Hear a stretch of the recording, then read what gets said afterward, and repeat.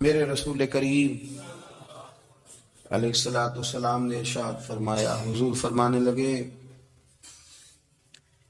جس گھر میں اللہ کا ذکر ہوتا ہے وہ گھر زندوں کا ہے، اور جس گھر میں رب کریم کا ذکر نہیں ہوتا وہ گھر زندوں کا نہیں ہے۔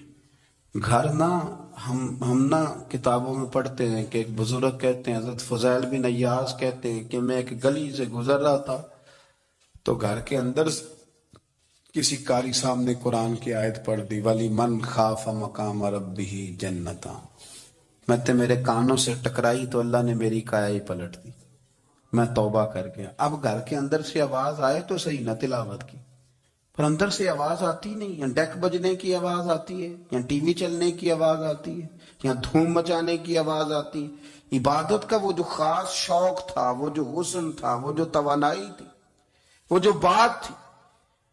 ایک جگہ پہ ہم بیٹھے تھے تو وہاں ایک صاحب آئے اور انہوں نے آتے ہی کہا کہ مہربانی کریں ذرا مجھے مصلی دے دیں، میرے نہ کچھ نفل رہ گئے۔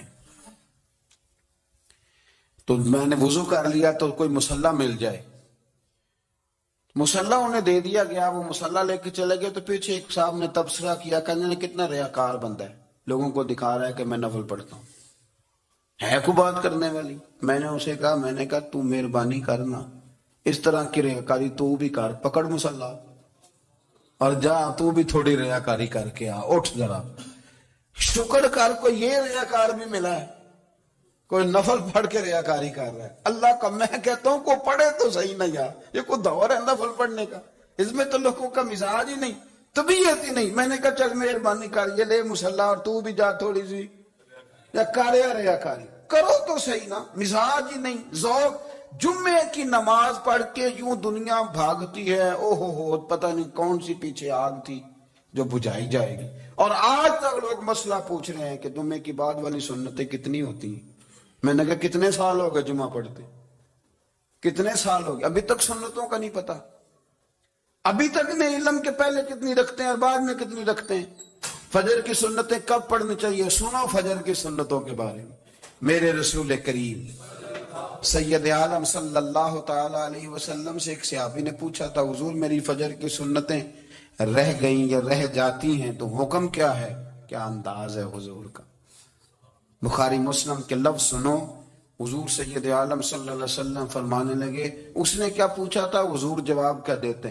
فرمایا فجر کی سنتیں کبھی نہ چھوڑنا، فجر کی پہلی دو سنتیں کبھی نہ چھوڑنا۔ یا رسول اللہ صلی اللہ تعالی علیہ وسلم میری رہ گئی ہیں، رہ جاتی ہیں۔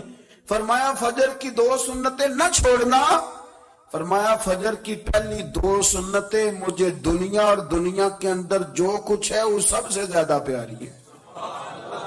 فجر کی دو سنتیں دنیا اور دنیا میں جو کچھ ہے مجھے وہ سب سے زیادہ پیاری ہیں، اس لیے فجر کی سنتیں نہ چھوڑنا۔ اپنا ذوق، اپنی طبیعت، ہم نے نا ذوق غلط بنا لیا ہے۔ اگر 20 بندے کہہ بھی دیں گے تو نے بڑی شاندار تلاوت کیا تو کیا اس سے بنے گا؟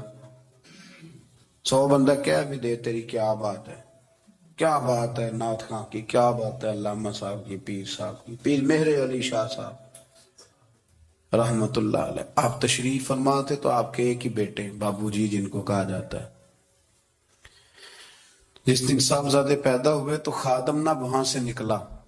ان لوگوں کے شوق اور طرح کے تھے نا، تو ان کی توجہ بھی اپنے شوق کی طرف رہتی، تو خادم نکلا اندر سے، پیر صاحب مبارک ہو، پیر صاحب مبارک ہو، پیر صاحب مبارک ہو، پیر صاحب مبارک، وہ شور کر رہا ہے۔ تو پیر صاحب کو وجد ہو گیا، اللہ اکبر اللہ اکبر اللہ، وہ کیا ہوا، کس بات کی مبارک دے رہے ہو؟ عرض کی حضور اللہ نے بیٹا دیے۔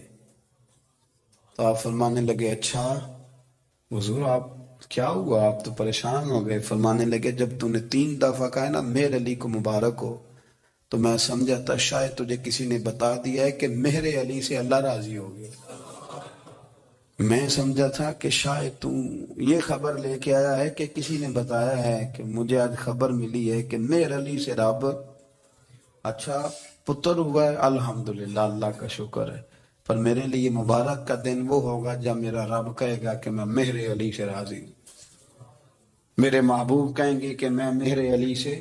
آپ بات کو سمجھیں، شوق کی کسی اور طرف تھا، دل ہی کہیں اور لگا ہوا تھا، طبیعت ہی کہیں اور مائل تھی. کوئی وظیفہ پوچھتے تھے تو پڑھتے تھے وہ لوگ، کچھ اللہ اللہ انہیں بتائی جاتی تھی تو کرنے کا ذوق رکھتے تھے، طبیعت تھی، قائل تھے.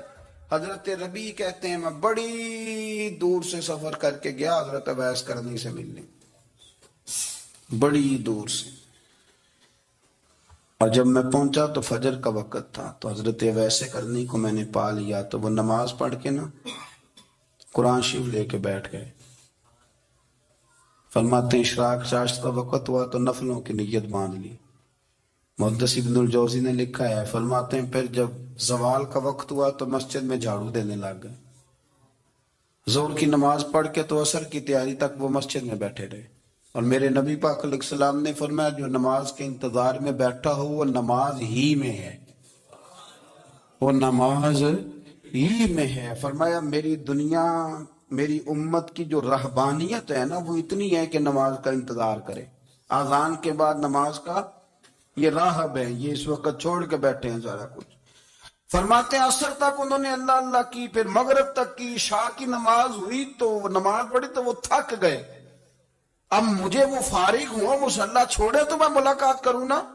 یہ آپ حیران نہ ہو کہ اتنی دیر بندہ کیسے اللہ اللہ کر، ہم نے کی نہیں نا اس لیے ہم پریشان ہیں. جو عادی ہوتے ہیں وہ کر بھی لیتے ہیں. وہ یہ کام، میری بات کی سمجھ آ رہی ہے؟ جب تک آپ سویرے نہیں اٹھتے آپ اللہ اللہ نہیں کرتے، آپ کو نوافل کا چسکا نہیں، عبادت کا مزہ نہیں. فرمایا میری عبادت کرو، یہ شوق پیدا کرو، میں نے تمہیں پیدا کیا ہے. ہم لوگوں کے نشے مختلف نشے، بڑا عجیب رنگ ہے. محفل کی صدارت کرنے والے بڑے پیر صاحب، بڑے القابات، بیچ میں سے بندہ تلاش کرنے سے بھی نہیں مل رہا، اتنے بڑے لقب ہیں اس کے. لیکن وہ ساج سنور کے 2.5 گھنٹے بیٹھا رہا محفل میں، اور نماز کا وقت آیا تو اس نے مختصر سی پڑھی اور نکل گیا. ہلکے سے سجدے کیے. او اتنا بڑا عشق رسول نعت کا، او ہو کیا بات ہے. اور عشق رسول کا بہت بڑا پیغامبر، بہت بڑا مبلغ، اور بیچارہ سمجھ ہی نہیں سکا کہ اللہ کے رسول نے فرمایا تو نماز پڑھ میری آنکھیں ٹھنڈی ہو جائیں گی. تو یہ نشے کے عادی تو ہیں پر حقیقت کے قائل نہیں ہیں. یہ بس ٹھیک ہے خوابوں کی دنیا میں لوگ زندہ ہیں، پر جن کو یہ جو نشہ تھا نا عبادت کا، یہ میرے رسول پاک کی چاہت ہے، یہ میرے نبی کریم علیہ السلام کی. آپ دیکھیں نا حضور مہینوں جا کے غار حرا میں بیٹھتے تھے. کیا وہاں تبلیغ کرتے تھے؟ کوئی کتاب لکھتے تھے؟ رسول کریم علیہ السلام مہینہ رہتے غار حرا میں. کوئی نہ مجھے دیکھے، کوئی نہ مجھے ملے. حضور یہاں کیا ہے؟ فرمایا میں اپنے رب کی عبادت کروں گا. نبی کریم علیہ السلام نے سجدوں کے ساتھ پتھروں اور پہاڑوں کو آباد کر دیا، سجدوں کے ساتھ. آپ کا سجدہ آپ کو بہت ساری چیزوں سے چھڑا لیتا ہے، یہ بہت ساری جگہوں سے جھکنے سے بچا لیتا ہے. صوفیاء اولیاء یہ کیا کرتے تھے؟ یہ سجدے کا ذوق ہی تو پیدا کرتے تھے. سجدے کا ذوق. شاہ عبدالعزیز دباغ رحمت اللہ تعالی علیہ اپنے مریدوں سے فرمایا کرتے تھے کہ اگر تم پکے نمازی بن جاؤ نا، تہجد گزار ہو جاؤ، تو میرے پاس آنا جانا چھوڑ دینا. عرض کی حضور کیوں؟ فرمایا میں تمہارے اور رب رسول کے رستے میں رکاوٹ نہیں بننا چاہتا. اب میرا مقصود ہے تمہیں وہاں تک پہنچانا. جب پہنچ گئے تو پھر میری ضرورت ختم ہو گئی.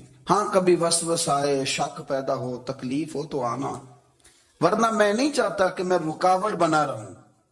تم اللہ اللہ کرو، اس مالک کو راضی کرو. میرے رسول پاک علیہ وسلم نے فرمایا بندہ اللہ کے سب سے قریب اس وقت ہوتا ہے جب وہ سجدے کی حالت میں ہوتا ہے. کس کے قریب ہوتا ہے؟ اللہ کے سب سے قریب ہوتا ہے. وہ بڑا نیڑے ہے رب کے، بڑا قریب ہے، اس لیے کہ وہ حالت سجدہ میں. وہ جب سجدے کرتا ہے نا، اس کی بارگاہ میں جب جھک جاتا ہے. آپ ذرا سجدے کی کیفیت دیکھیں نا، زبان بھی یہاں ہے، آنکھ بھی یہاں ہے، کان بھی، عقل بھی ساری اس نے سارا کچھ رکھ دیا سجدے میں. آپ وہ کبھی پیچھے جائیں تو دیہاتوں میں کہا جاتا تھا ناک سے نکیریں نکالو. بہت بڑی سزا ہوتی تھی نا، ناک سے نکیریں نکالو، بڑی سزا ہوتی تھی. تو اس نے کہا مالک مجھے کسی نے کہا نہیں، پر دیکھنا میں نے رکھ دی ساری عقل سجدے میں، اور رکھ کے کہا کیا؟ سبحان ربی یا اللہ، اللہ میں پست ہوں تو اعلیٰ ہے، اللہ تو میرا رب ہے اور تو سب سے اعلیٰ. اتنا، اور فرمایا جب یہ اس کیفیت میں ہوتا ہے تو پھر یہ اپنے رب کے قریب ہوتا ہے. کثرت عبادت، نوافل. ہمارے ہاں عمرے کی قرآن اندازی محفلوں پہ ہونے لگ گئی ہے، حالانکہ حدیث سے ثابت نہیں. میں دوستوں سے کہتا ہوں جائز ہے، کرنی چاہیے، عمرے کی قرآن اندازی جائز ہے، پر کسی حدیث میں نہیں آئی کہ قرآن اندازی کرو عمرہ کرو. حدیث میں قرآن اندازی یہ آئی ہے کہ نبی پاک علیہ السلام نے فرمایا تمہیں پتہ چل جائے نا پہلی صف کا ثواب کتنا ہے، تم قرآن اندازی کرو. عمرے کی قرآن اندازی کا تو پوسٹر چھپتا ہے، تو یہ والی قرآن اندازی کب ہو رہی ہے؟ ہونی چاہیے کہ نہیں؟ حضور نے فرمایا تمہیں پتہ چلے کہ اس کا ثواب کتنا تو تم قرآن اندازی کرو، تم قرآن ڈالو. جب آپ نماز پڑھ رہے ہوتے ہیں، جب آپ کا مصلی آباد ہوتا ہے، صلاح الدین ایوبی ایک بزرگ سے ملاقات ہو گئی، بیت المقدس پر قبضہ تھا عیسائیوں کا. تو صلاح الدین بڑے پریشان تھے. بابا جی کہنے لگے پتر کیا ہوا؟ کہنے لگے حضور پتہ چلا ہے دشمن کے 2 بحری بیڑے اسلحہ لے کے آ رہے ہیں. مسلمان پہلے ہی کمزور ہیں، اور اب اگر 2 بحری بیڑے اور آ گئے تو حضور مسئلہ بن جائے گا. تو میں پریشان ہوں کہ کس طرح یہ کم مسئلے والی ہماری فوج ہے کیسے مقابلہ کرے گی. تو بابا جی کہنے لگے پتر اس طرح کرنا، آج رات تو بھی دعا کرنا اور میں بھی کروں گا، تو بھی دعا کرنا. آپ ناراض نہ ہونا، ہم تو پیروں والے ہیں، ہم تو پیروں کے نوکر غلام ہیں، ہمارا تو گزارا ہی نہیں، ہمیں تو ملتا ہے سارا کچھ وہاں سے. پر میرا سوال یہ ہے کہ تعویذ لینے جاتے ہو نفل کیوں نہیں پڑھتے؟ رات اللہ اللہ کیوں نہیں کرتے؟ یہ بھی تو ہمارے بزرگوں کا ہی طریقہ ہے، انہوں نے تو ہمیں سکھایا ہے.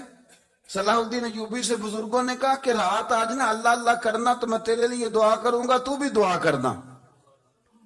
تو بندہ جب دکھی ہوتا ہے تو سجدہ کرتا ہے تو پھر ہی تو مصلی بھیگ جاتا ہے، پھر ہی تو مزہ آتا ہے. سکھی بندہ تو کعبے جا کے نہیں روتا.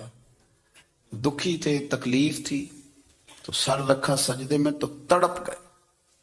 اور وہ بابا جی کہتے ہیں میں مسجد آیا تو صلاح الدین چیخے مار کے رو رہا تھا اور کہہ رہا تھا مالک میں کوئی اپنی شان کے لیے تو نہیں نہ لڑ رہا، اللہ کو میں کوئی قبضوں کے لیے تو نہیں لڑ رہا، مالک تیرے لیے لڑ رہا ہوں، مجھے بے آبرو نہ کرنا، میری مدد فرمانا. کہتے ہیں میں آیا تھا کہ مسجد میں دعا کروں گا، پر صلاح الدین ایوبی کو روتے دیکھا تو میں لوٹ گیا. تو سویرے صلاح الدین ملے تو بڑے خوش تھے. میں نے کہا پتر کیا ہوا؟ کہنے لگے حضور وہ بحری بیڑے 2 آ رہے تھے نا اسلحہ لے کے، دونوں ڈوب گئے پانی میں ڈوب گئے. تو بابا جی کہنے لگے صلاح الدین وہ پانی میں نہیں ڈوبے، وہ تیرے آنسوؤں میں ڈوب گئے، وہ غرق ہو گئے. وہ جو تو نے مصلی بات کیا تو وہ تیرے آنسوؤں میں ڈوب گئے، وہ غرق ہو گئے، وہ تباہ اتنے قیمتی تھے تیرے آنسو کے بہا لے گئے دشمن کے بحری بیڑوں کو. میرے بھائی ٹھیک ہو گیا جی، میرے عزیز سمجھ لیں اس بات کو ہمیشہ کے لیے، اور اس پر غور کرنے اچھے طریقے سے کہ میرے رسول کریم سید عالم صلی اللہ علیہ وسلم نے نا ہماری توجہ دلائی، حضور نے ہمیں بتلایا، ہمارا ذوق بڑھایا عبادت کی طرف. ایک صحابی تھے حضرت ابو فاطمہ رضی اللہ تعالیٰ عنہ، یہ ترمذی شریف کی حدیث ہے. نبی پاک علیہ السلام نے فرمایا ابو فاطمہ قیامت کے دن مجھ سے جلدی ملنا چاہتے ہو کہ دیر کے ساتھ؟ تو کہنے لگے حضور کون ہوگا جو دیر سے ملنا چاہے گا، ہم نے تو جان دے دی وعدہ دیدار پر. اعلیٰ حضرت فرماتے ہیں جان دے دی وعدہ اور نقد اپنا دام ہو ہی جائے گا. مجھے لگتا ہے کہ یہ سودا نقد و نقد ہو جانا ہے، چونکہ ہم نے جان دے دی وعدہ دیدار پر آپ نے وعدہ کیا تھا کہ مریں گے تو پھر زیارت ہوگی، تو مر گئے ہم زیارت کی خاطر، جان دے دی وعدہ ہے دیدار پر، تو نقد اپنا دام ہو ہی جائے گا۔ اے رضا ہر کام کا ایک وقت ہے، دل کو بھی آرام ہو ہی جائے گا۔ تو حضرت ابو فاطمہ رضی اللہ تعالیٰ عنہ سے نبی پاک صلی اللہ علیہ وسلم نے فرمایا جلدی ملنا چاہتے ہو کہ دیر سے؟ اس کی حضور فٹافٹ ملنا ہے، میں نے قیامت کے دن آپ سے جلدی ملنا ہے۔ تو نبی پاک علیہ السلام نے فرمایا پھر اس طرح کرنا، دنیا میں رہ کے سجدے زیادہ کرنا، پھر سجدے زیادہ کرنا، قیامت میں ملاقات جلدی ہو جائے گی، قرب ملے گا تمہیں۔ اپنے بچوں کے اندر دیکھیں نا، ہم شوق پیدا کرتے ہیں، ہمیں صحیح لفظ نہیں بولنے آتے پر ہم بچوں میں شوق پیدا کرتے ہیں کہ پتر ڈاکٹر بن جائے گا تو بڑا نفع کرے گا، تو لوگوں کی خدمت کرے گا، ملک و ملت کی خدمت کرے گا، تیرے ابا کا نام روشن ہوگا، تیرے دادا کی تعریفیں ہوں گی۔ ہم یہ ذوق پیدا کرتے ہیں، ہم اپنے نوجوانوں کے اندر یہ فکر پیدا کرتے ہیں، انہیں ہم سمجھاتے ہیں کہ میاں جب تم پڑھو گے، محنت کرو گے تو فلاں آدمی کی طرح تمہارا نام ہوگا۔ یہ جتنا ذوق ہم بچوں کے اندر ان چیزوں کا پیدا کرتے، ہمیں حکم ہے کسی طرح ہم ذوق پیدا کریں کہ پتر نماز پڑھے گا تو اللہ راضی ہو جائے گا، تو سجدہ کرے گا۔ دیکھیں نا میرے رسول کریم علیہ السلام نے فرمایا 7 سال کے بچے کو مسجد لے کے جاؤ، یعنی اسے شوق دلاؤ، اس کے اندر یہ خاصیت پیدا کرو کہ اس کا دل کرے مسجد میں جانے کا، اس کے اندر یہ خصوصیات لاؤ کہ وہ ہمارے ہاں نا ہر چیز کو پرموٹ کیا جا رہا ہے، ہر چیز کو، یعنی سر سنگیت سکھانے کے لیے اکیڈمیاں بن گئی ہیں، ہر شے پرموٹ ہو رہی ہے، عبادت کا جذبہ کم ہوتا جا رہا ہے، اللہ کا ذوق ہمارے اندر نہیں رہا۔ اور اتنا مشکل ہم نے اپنے لیے بنا لیا ہے کہ وہ بندہ جو بڑی زبردست مذہبی گفتگو کر رہا تھا اور تگڑی بات کر رہا تھا، کیا بات ہے، لیکن نماز کے بارے میں کمزوری دکھا جاتا ہے، نوافل کے بارے میں وہ چپکے سے نکل جاتا ہے۔ امام احمد بن حنبل رحمۃ اللہ تعالی علیہ، مسند امام احمد بن حنبل 14 جلدوں میں ہے مارکیٹ میں، اور مجھے تو خیر پسند ہی بڑی ہے، میں نے کئی دفعہ پڑھی ہے، اور کیا بات ہے امام احمد بن حنبل کی، کیسے تگڑے قسم کے محدث تھے، اور اللہ نے کتنا انہیں اعزاز عطا فرمایا ہوا تھا۔ یہ کوڑے بھی کھاتے تھے دین کی خاطر، سارا کڑتا لہو سے بھر بھی جایا کرتا تھا، بڑا اعزاز والا شخص تھے، بڑے اعزاز والے، حدیثیں جمع کرنا، حدیثیں لکھنا، حدیث پڑھانا، سارا دن رہتے تھے، کہہ سکتے تھے کہ میں کر تو رہا ہوں کام، اور حدیث بھی موجود ہے کہ عالم عابد سے افضل ہوتا ہے، پر اس کے باوجود امام احمد بن حنبل رحمۃ اللہ علیہ 300 نفل فرض نمازوں کے علاوہ پڑھا کرتے تھے، 300 نوافل روز پڑھا کرتے تھے۔ ان کے بیٹے نے کہا ابا جی مکان خریدنا ہے تو جگہ کہاں کر کے لوں، بہت ساری آبادیاں، تو فرمایا پتر وہاں لینا جہاں مسجد قریب ہو۔ میرے رسول کریم سید عالم صلی اللہ علیہ وسلم اتنا پسند کرتے مسجد کو، اتنا پسند کرتے نماز کو، کہ رسول کریم صلی اللہ علیہ وسلم تہجد کی نماز بھی پڑھتے، پھر حضور فجر کی نماز بھی پڑھتے، نبی پاک وتر کو الگ کر کے پڑھتے، عشاء کے ساتھ نہیں پڑھتے۔ یہ تو ہم اس لیے اجازت دی ہمارے بزرگوں نے کہ بعد میں اٹھے گا کون علیحدہ وتر پڑھنے کے لیے، عشاء کے ساتھ پڑھ لے، وتر پڑھتے، تہجد پڑھتے، فجر پڑھتے، اشراق پڑھتے، چاشت پڑھتے، پھر مغرب کی نماز کے بعد 6 رکعت اوابین پڑھتے، پھر رات کو صلاۃ اللیل پڑھتے۔ سیدہ عائشہ صدیقہ کہتی ہیں زمانہ سو جاتا اور میرے رسول مصلی بچھا کے کھڑے ہو جاتے، او یار کھیتی باڑی کر کے نہیں، محنت مزدوری کر کے نہیں۔ جناب عائشہ کہتی ہیں میں یہ بھی دیکھتی کہ حضور ایک آیت شروع کرتے تو ساری رات اسی کو پڑھتے، اور میری نظر جاتی تو قدم مبارک پہ ورم آ جاتا۔ یار نماز پڑھ پڑھ کے، اتنی مشقت کر کے، اتنی جد و جہد کر کے ورم آ گیا، یا رسول اللہ اتنی محنت کیوں کرتے ہو؟ فرمایا افلا اکون عبدا شکورا، کیا میں اپنے رب کا شکر گزار بندہ نہ بنوں؟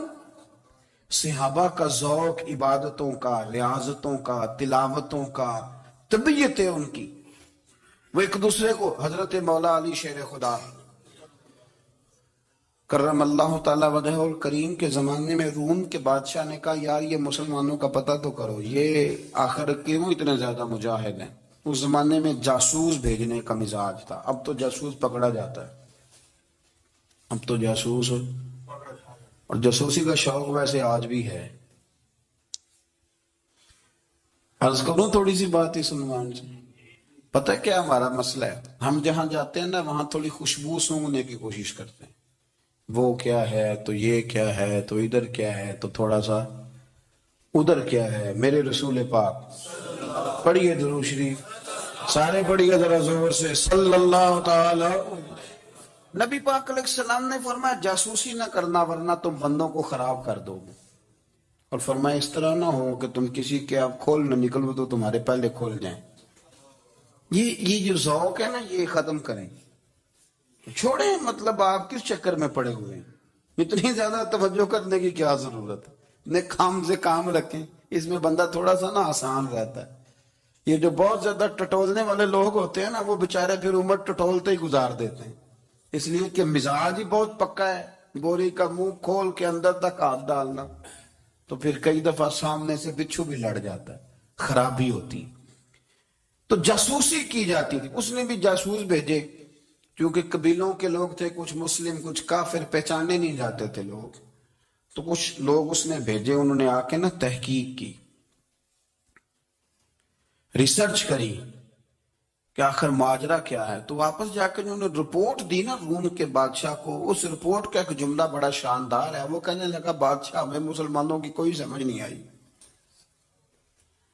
ہمیں کوئی سمجھ نہیں آئی۔ انہوں نے کہا بھی کیوں نہیں سمجھ آئی؟ کہنے لگے یار عجیب بندے ہیں، جب رات مسلح پہ بیٹھتے ہیں تو یوں لگتا ہے ان کا دنیا سے رشتہ ہی کوئی نہیں، کوئی کسی کو نہیں جانتا، کوئی اپنے دکھ سنا کے رو رہا ہے، کوئی اپنی بات کر کے رو رہا ہے، لگتا ہے کہ ان کا کوئی رشتہ ہے ہی نہیں جب مسلح پہ بیٹھتے ہیں۔ اور فرمایا جب سویرے یہ جہاد کرنے نکلتے ہیں تو لگتا ہے ان سے زیادہ دلیر ہی کوئی نہیں، حالانکہ جو مسلحوں پہ رونے دھونے کے لوگ ہوتے ہیں وہ کئی دفعہ جہاد میں کام نہیں کرتے، لیکن عجیب لوگ ہیں کہ رات کے راہب ہیں دن کے مجاہد ہیں، کوئی سمجھ نہیں آتی۔ میرے عزیز ان لوگوں نے مسلح آباد کر کے رکھا، تلاوتیں ان کا ذوق رہی، منظر روز پڑھنا، اسباق پڑھنا، وظائف پڑھنا، یہ ان کا ذوق رہا۔ اعلیٰ حضرت بریلوی رحمت اللہ نے 1000 کتاب لکھی ہے، لیکن الوظیفۃ الکریمہ کے نام سے جو وہ صبح و شام وظائف پڑھتے تھے وہ الگ انہوں نے ان کو بیان کیا، پابندی کے ساتھ اپنی اللہ اللہ کرتے۔ شیخ شہاب الدین سہروردی رحمت اللہ علیہ اس پر ایک بندے نے اعتراض کیا، اس نے کہا جی آپ کس قسم کے صوفی ہیں، مرید بیٹھے ہیں اور آپ وہاں نفل پڑھ رہے ہیں؟ یہ بھی بڑا مسئلہ ہوتا ہے نا، جو بندہ ملنے آتا ہے وہ اپنے ٹائم کے حساب سے آتا ہے، اور اس کا یہ بھی خیال ہوتا ہے کہ پیر صاحب جو ہیں وہ چونکہ درویش ہیں تو نہ انہیں روٹی کھانی چاہیے نہ سونا چاہیے، چونکہ وہ درویش ہیں، اور ہم چونکہ درویشوں کے ماننے والے ہیں لہذا ہمارا یہ طریقہ ہونا چاہیے کہ جیسے ہم کہیں درویش ویسے ہی کر جائے۔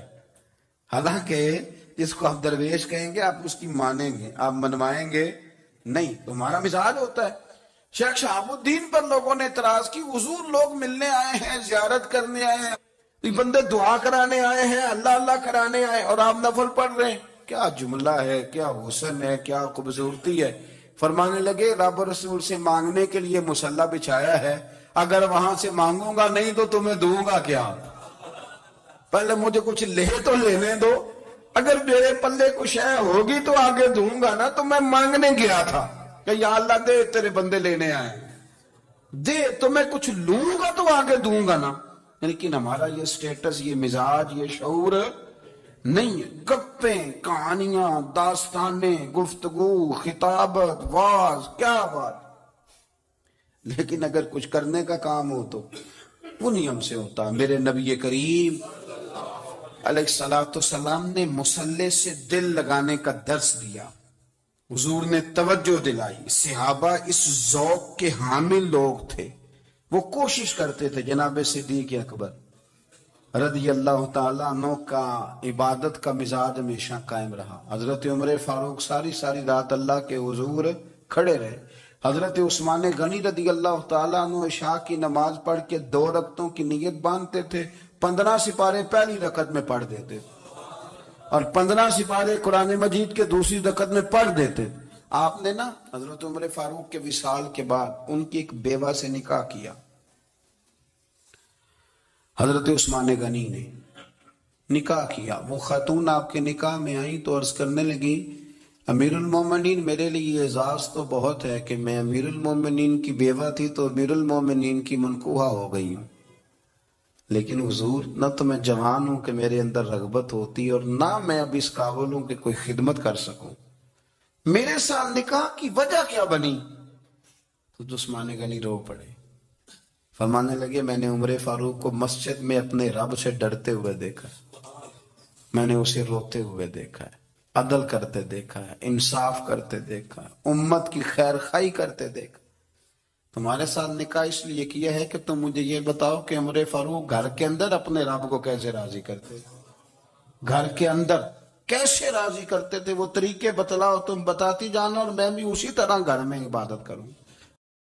جب جاتے ہو کسی دفتر میں تو 8 گھنٹے کھڑے رہ لیتے ہو نا، مجبوری ہوتی ہے تو کھڑے رہا جا سکتا ہے۔ پاسپورٹ کے دفتر بولیے، امیگریشن کی لائنوں میں، اور میں نے تو امبیسیوں میں بندے 12 گھنٹے پہلے جا کے کھڑے دیکھے، رہ لیتے ہیں کھڑے۔ تو اگر ان کاموں کے لیے رہا جاتا ہے تو اللہ رسول کے لیے بھی کھڑے رہا جا سکتا ہے۔ تو فرمانے لگے کہ جب عشاء کی نماز کے بعد آخر انسان تھے، تھک گئے، نیند کا غلبہ ہوا تو تھوڑی ایسے آنکھ بند ہوئی تو کھلی تو رونے لگے۔ حضرت ویسے کر دی، رو کے کہنے لگے مالک مجھے غافل تو نہ کر، ابھی میں نے کیا بھی کچھ نہیں، دن ختم ہو گیا، کوئی نفل نہیں، کوئی اللہ اللہ نہیں، اللہ مجھے غافل نہ کر، میری مدد فرما۔ فرماتے ہیں جب وہ روئے تو میرے ساتھ جو شخص تھا، میں نے کہا اٹھو چلیں، کہنے لگا حضور ملنا نہیں، فرمایا جو میں لینے آیا تھا وہ مجھے مل گیا، جو میں ان سے سیکھنے آیا تھا وہ مجھے نصیب ہو گیا، اب اور میں نے کیا لینا، ختم ہو گئی بات، اٹھو چلیں۔ اللہ کے بندوں نے حضرت ربیہ بن کعب اسلمی رضی اللہ تعالیٰ عنہ فرماتے ہیں، کہتے ہیں جب بنو قریظہ اور بنو نذیر یہودیوں کے ساتھ حضور علیہ السلام نے جنگ کا اعلان فرمایا تو وہ دشمن ہو گئے، ہمیں خطرہ تھا کہ وہ رات کو کہیں محبوب کو تکلیف نہ دیں، تو کچھ لوگ نا تلواریں لے کے نبی پاک کے دروازے پہ پہرے داری کرتے تھے۔ گن مین رکھنا حرام نہیں، اگر کسی کو واقعی خطرہ ہو تو اس کے لیے سنت بھی ہے۔ حضرت علی المرتضیٰ تلوار لے کے حضور کے گھر کا پہرا دیتے تھے۔ حضرت ربیہ بن کعب اسلمی رضی اللہ تعالیٰ عنہ فرماتے ہیں کہ رات میری ڈیوٹی تھی کہ میں حضور کے گھر کا پہرا دوں گا، تو فرماتے ہیں میں باہر سن رہا تھا، ساری رات ہی میرے نبی پاک نے اللہ کی تسبیح پڑھی، ساری رات، کبھی تسبیح، کبھی تحلیل، کبھی تحمید، کبھی تکبیر، ساری رات۔ فرماتے ہیں ساری رات حضور پڑھتے رہے اور ساری رات ہی میں سنتا رہا، مجھے اونگ آ گئی، میری آنکھ لگ گئی، حضور ابھی پڑھ رہے تھے، میں تھک کے سو گیا۔ اور فرماتے ہیں جب میری آنکھ دوبارہ سے کھلی تو میرے کانوں میں پھر کوئی چیز گونجی، تو میں نے کان لگایا تو میرے حبیب ابھی بھی اللہ کو یاد کر رہے، ساری رات حضور رب کی عبادت کرتے۔ اسی لیے تو کہا یا ایھا المزمل قم اللیل الا قلیلا، ابھی ساری رات تو نہ جاگا کر، تھوڑا آرام بھی کر لیا کر۔ میرے بھائی اپنا مصلی، اپنی عبادات، اپنے وظائف، اللہ اللہ جو آپ نے کسی سے سیکھی ہے اس کو کبھی کمزور نہ ہونے دیں۔ شجرہ شریف جو کسی بزرگ سے آپ لے لیتے ہیں تو کیا رسم ہے کوئی؟ اس پہ کچھ لکھا ہوتا ہے، وہ پڑھنے کے لیے دیا جاتا ہے، اس پہ لکھا ہوتا ہے کہ یہ اللہ اللہ آپ نے کرنی ہے۔ ساری زندگی کسی اسکول میں داخل ہو گئے اور وہاں جا کے آپ نصاب ہی نہ پڑھیں، کتاب ہی نہ کھولیں تو پاس ہو جائیں گے؟ وہ کہتے ہیں میں 20 سال جاتا رہا ملا کچھ نہیں، تو آپ نے لیا کیا ہے؟ ایک اتنی سی کتاب تھی، اس کو تو کھول کے آپ دیکھ نہیں سکے، اس کے وظائف تک تو رسائی نہ ہوئی، اس لیے کہ اللہ اللہ کرنا مشکل ہے اور تصویر کھچانا یہ آسان کام ہے۔ تو جو آسان ہے اس طرف ہماری توجہ لگی رہتی ہے اور جو مشکل ہے اس طرف ہم ذوق پیدا نہیں کرتے۔ یا ایھا الناس اعبدوا ربکم الذی خلقکم والذین من قبلکم لعلکم